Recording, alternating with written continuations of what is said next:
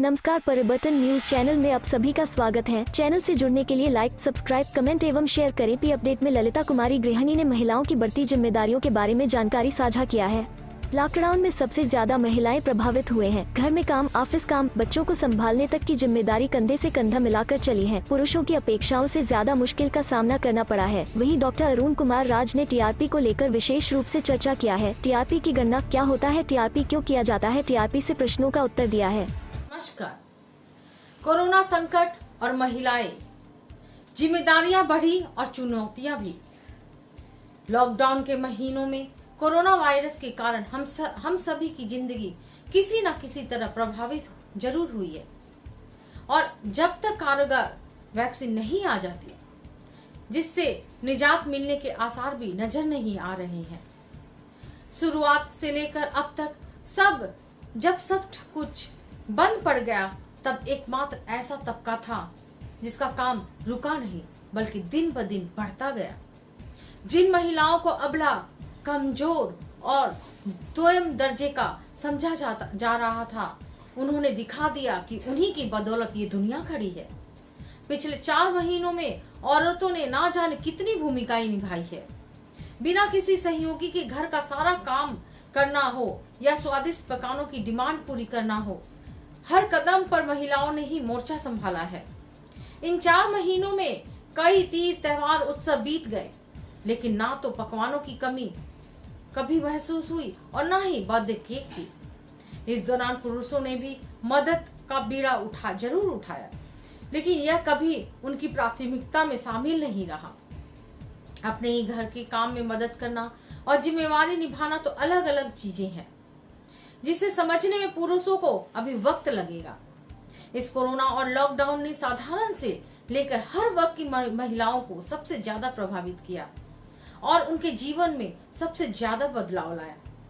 कोई भी मैनेजमेंट का बड़ा ज्ञाता हो या फिर आर्थिक विशेषज्ञ, कम से कम खर्च और संसाधनों घर को जितनी अच्छी तरह महिलाएं चला रही हैं, इनमें से किसी के भी बूते से बाहर है।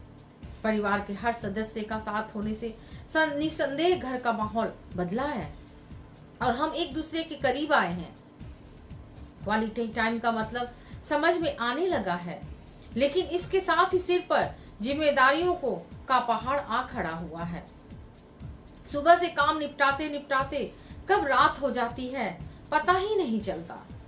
मेड से लेकर बच्चों की टीचर और दोस्त भी बनना पड़ता है। इस बीच सबसे ज्यादा परेशानी के कारण बन रही है बच्चों की ऑनलाइन क्लास। अपने आसपास और रिश्तेदारों में भी यही परेशानी सबसे अधिक दिख रही है। यह सही है कि ऐसे समय में इसका कोई दूसरा विकल्प नहीं हो सकता, लेकिन ज्यादातर स्कूलों में यह मात्र एक औपचारिकता बनकर रह गई है। कुछ स्कूलों को छोड़ दे तो ज्यादातर स्कूल के ऑनलाइन क्लास का एक ही ध्येय है कि वे कैसे अभिभावकों से फीस वसूल कर सके। छोटे से बड़े हर उम्र के बच्चों, अभिभावकों की यह परेशानी है कि बच्चे पढ़ना नहीं चाहते, मोबाइल में पढ़ाई के बहाने सारा दिन गेम खेलना चाहते हैं। चूंकि बच्चों और उनके पढ़ाई की सारी जिम्मेदारी माताओं पर थोप दी गई है, इसलिए बच्चों की पढ़ाई इनके लिए सिर दर्द बन चुकी है। घर का सारा काम निपटाकर बच्चों के साथ ऑनलाइन क्लास के समय बैठना, उनका होमवर्क करवाना, जो चीजें समझ में ना आए उसे समझाना बहुत ही चुनौती भरा काम है। कई बार बच्चे पढ़ाई की जगह अन्य साइट देखने लगते हैं, जिस पर ध्यान रखना होता है। इसके बाद भी एक्टिविटी और प्रोजेक्ट वर्क में काफी वक्त निकल जाता है। इसके साइड इफेक्ट भी सामने आने लगे हैं, जैसे बच्चों में आंखों की समस्या का बढ़ना और उनका चिड़चिड़ा होना। महिलाएं इन समस्याओं से परेशान हो रही है। कई महिलाओं की यह भी शिकायत है कि स्कूल प्रशासन अभिभावकों की बात नहीं सुन रहे हैं और पेरेंट टीचर मीटिंग से कतरा रहे हैं। कोचिंग और ट्यूशन का भी कोई विकल्प नहीं रह गया है। ऐसे में लाख कोशिशों के बावजूद बच्चे की पढ़ाई का नुकसान हो रहा है। आजकल ज्यादातर लोग घर से ही काम कर रहे हैं, जिससे हम महिलाओं का काम कई गुना बढ़ गया है। हर वक्त अलर्ट रहना होता है कि पति, बच्चे या घर के बुजुर्ग जो भी काम कर रहे हैं, उनकी जरूरतें पूरी होती रहे। उनके काम में किसी तरह की बाधा न पहुंचे। इसके अलावा जो महिलाएं वर्क फ्रॉम होम कर रही हैं, उनकी परेशानी और चुनौतियां कई गुना ज्यादा बढ़ चुकी है। घर और बच्चों की सारी गतिविधियों को संभालते हुए काम करना एक अलग तरह की चुनौती है। इतनी व्यस्तता और तनाव में होने के बावजूद एक चीज जो महिलाओं को शायद जन्म से मिली है, वह है सकारात्मक और रचनात्मक सोच। थोड़ा प्यार और अपने को साथ में हर मुश्किल से लड़ने को तैयार कर देता है। इस महामारी ने एक मौका दिया है देश दुनिया के पुरुषों को, महिलाओं को खुले दिल से साथ दे। जिस दिन बाहर की दुनिया में महिलाओं ने पुरुषों के साथ कंधे से कंधा मिलाकर काम किया है, आज पुरुषों को भी महिलाओं के साथ खड़ा होने की जरूरत है। घर के अंदर की जिम्मेदारियों को मिलकर संभाल सके, ऐसी सोच की जरूरत है तथा यह साथ पूरा हो जाएगा। मैं ललिता कुमारी, धन्यवाद। नमस्कार, मैं डॉक्टर अरुण कुमार। क्या होती है टीआरपी? टीवी चैनल को नंबर 1 बनाने में क्या है इसकी भूमिका, जाने सब कुछ। मुंबई पुलिस कमिश्नर परमवीर सिंह के सनसनीखेज खुलासे के बाद टेलीविजन रेटिंग पॉइंट टीआरपी चर्चा का विषय बन गया है। गुरुवार को मुंबई में आयोजित एक संवाददाता सम्मेलन में परमवीर सिंह ने कहा कि मुंबई क्राइम ब्रांच ने एक नए रैकेट का खुलासा किया है। इस रैकेट का नाम फॉल्स टीआरपी रैकेट है। पुलिस टीआरपी में हेरफेर में जुड़े एक घोटाले की जांच कर रही है। आइए जानते हैं क्या होती है टीआरपी और किसी चैनल को नंबर 1 बनाने में क्या है इसकी भूमिका। क्या होती है टीवी चैनल की टीआरपी?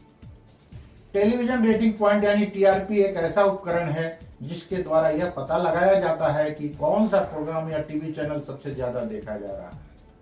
साथ ही इसके कारण किसी भी प्रोग्राम या चैनल की पॉपुलैरिटी को समझने में मदद मिलती है, यानी कि लोग किसी चैनल या प्रोग्राम को कितनी बार और कितने समय के लिए देख रहे हैं। प्रोग्राम की टीआरपी सबसे ज्यादा होना मतलब सबसे ज्यादा दर्शक उस प्रोग्राम को देख रहे हैं। टीआरपी का डाटा विज्ञापनदाताओं के लिए बहुत उपयोगी होता है, क्योंकि विज्ञापनदाता उन्हीं प्रोग्राम को विज्ञापन देने के लिए चुनते हैं जिसकी टीआरपी ज्यादा होती है।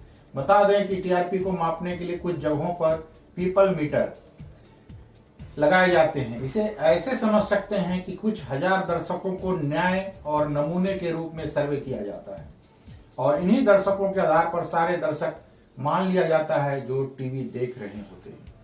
यह पीपल मीटर विशिष्ट आवृत्ति के द्वारा पता लगाते हैं कि कौन सा प्रोग्राम या चैनल कितनी बार देखा जा रहा है।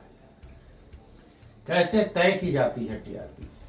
इस मीटर के द्वारा टीवी की एक एक मिनट की जानकारी को निगरानी दल भारतीय टेलीविजन दर्शकों का मापन INTAM तक पहुंचा दिया जाता है।